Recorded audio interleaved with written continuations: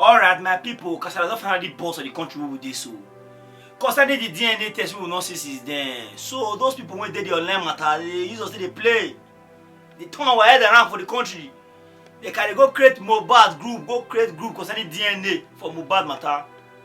All thanks to VDM, our president, our youth president for the country, to finally bring the evidence come outside. Very soon we go see what they talk concerning the group chat. We be say not make sense. You want to conspire when they conspire Mohbad then and the DNA when they talk so. Could you believe Yabojo, as we see worship you online rich. You know, see me give us that agility to take compose yourself for the group. You and the total decay and most of them. Mona listing. Alright, so I see a lot of you sending me screenshots. Very dark man, it's possible. The grandparents can be used for the DNA test. Look at the question you are asking, chat.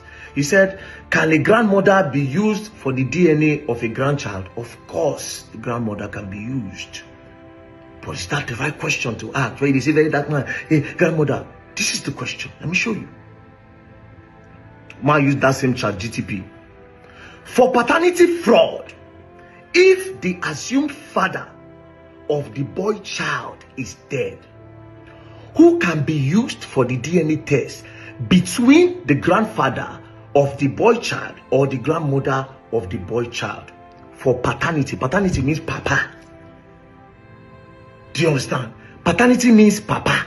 I will rephrase again. For paternity fraud, if the assumed father is dead, which is Mohbad, if the assumed father of the boy child is dead, which is Mohbad, who can be used for the DNA test between the grandfather of the child or the grandmother of the child? Answer. In a case of paternity fraud, where the alleged father is deceased, which is Mohbad, a DNA test can still be conducted using close biological relatives of the deceased, such as the grandparents. Here is how it works. Best option between grandfather and grandmother. The paternal grandfather, that is the father's father, Mohbad Papa, is generally the better option for DNA testing over the grandmother. Here is why. Why STR DNA test for male child? If the boy child is male, a YSTR, Y chromosome test can be done between him and the paternal grandparents. The Y chromosome is passed unchanged from father to son. That means from Baba Mohbad to Mohbad.